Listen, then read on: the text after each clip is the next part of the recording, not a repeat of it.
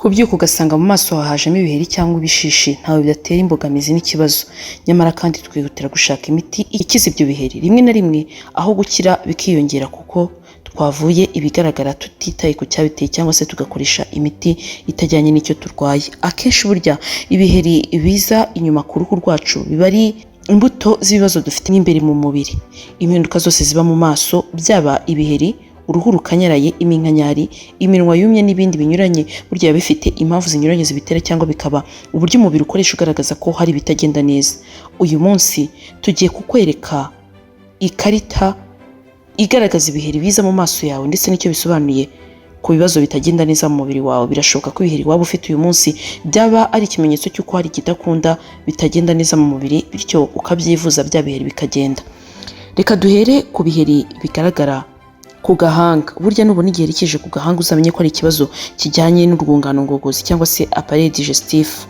Muri rusange ibi biheri biza ku gahanga ngo bishobora guterwa ahanini nuko waba utumbye, ufite gaze nyinshi mu nda, ushobora kuba kandi ufite ikibazo cya constipation, ushobora kuba ufite ikibazo cya diare, bityo rero iki giheri kikaza ku gahanga ari nk'ikimenyetso cyo kukwereka ko ugomba kwiyitaho, ugafata amazi menshi, ukagabanya gufata ibiryo birimo gaze nyinshi cyane cyane za fanta n'ibindi binyobwa bihinduye, ndetse ukanirinda cyane ibiryo bituma ugira constipation. Niba ufite igiheri kandi hagati y'ibitsike byawe, burya ngo ni ikimenyetso cy'uko umwijima wawe udakora neza. Ibi ahanini biterwa n'uko umuntu aba amaze igihe afata ibiryo byiganjemo amavuta menshi nk'amafiriti, inyama zisize ndetse n'ibindi, ariko kandi bishobora guterwa no kunywa inzoga nyinshi. Iki gihe rero niba ugifite nawe wisuzume urebe niba kimwe muri ibi utabikora, bityo ube wabisimbuza gufata imboga nyinshi no kurya ibiryo byuje intungamubiri, kandi wihatire gukora siporo. Ikigeri kiza hagati y'ibitsike kizagenda. Birashoboka kandi ko waba ugira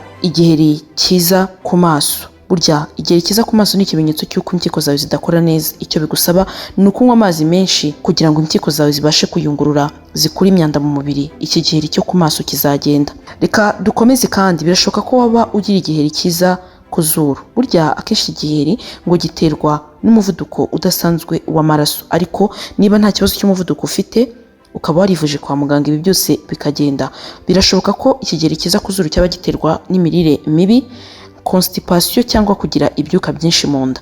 Ibi ahanini biterwa no kuba wiyiriza ubusa inshuro nyinshi, ukarya nabi cyangwa se ukarya mu maseri, rimwe na rimwe umubiri wawe ntumenyere amasaha uriraho, cyangwa bikaba biterwa n'uko waba urya indyo ituzuye. Bityo rero nugira igihe cyo kuzuru kenshi, suzuma urebe ko bitari guterwa na kimwe muri ibi tukubwiye.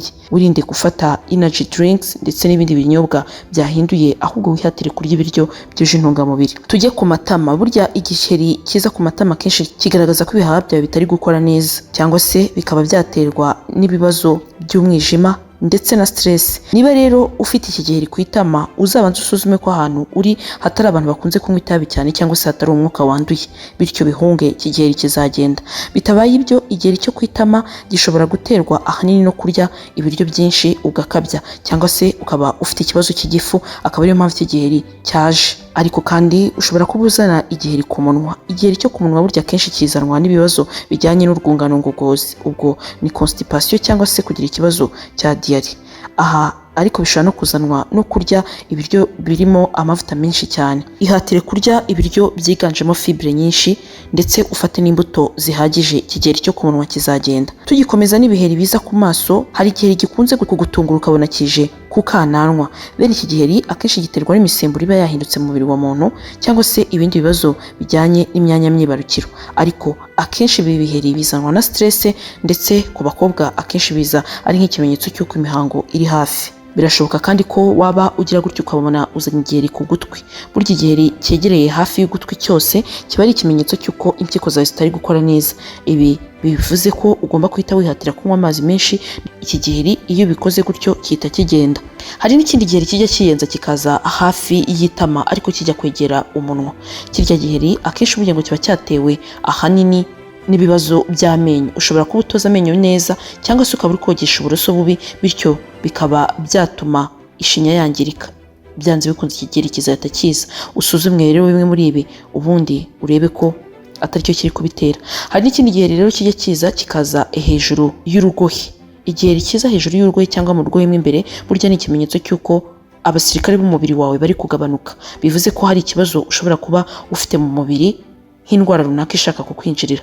Nubona ibi rero uzahite wihatira gufata imbuto ziganjemo amacunga, indimu, inanasi, muri rusange ubu bwoko bwa citrus food, cyangwa se ufate tangawize nyinshi kuko nizagufasha ko kuzamurira abasirikare b'umubiri bagira imbaraga.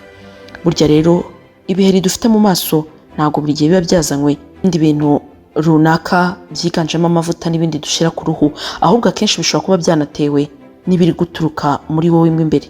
Usuzume neza ko telefone ufite, makeup, brush uri gukoresha cyangwa ikindi icyo ari cyo cyose waba ushyira ku ruhu kitaba aricyo gituma uruhu rwawe rwangirika. Ariko kandi wisuzume mu bijyanye n'imirire yawe ndetse n'uko wifata, buryo uruhu rwawe rushobora kuba ruriho ibiheri nyamara biri guterwa n'uko umubiri wawe utameze neza, ari ibimenyetso mpuruza by'uko ugomba kwitonda. Niba iyi video wayikunze kanda like, ariko kandi wibagirwe no gusangiza inshuti zawe kugira ngo ubumenyi wungutse kuri uyu munsi nabo babumenye ndetse basangize benshi, murusheho gusobanukirwa ibibafasha kwifata neza ndetse no kuruhura umubiri wanyu.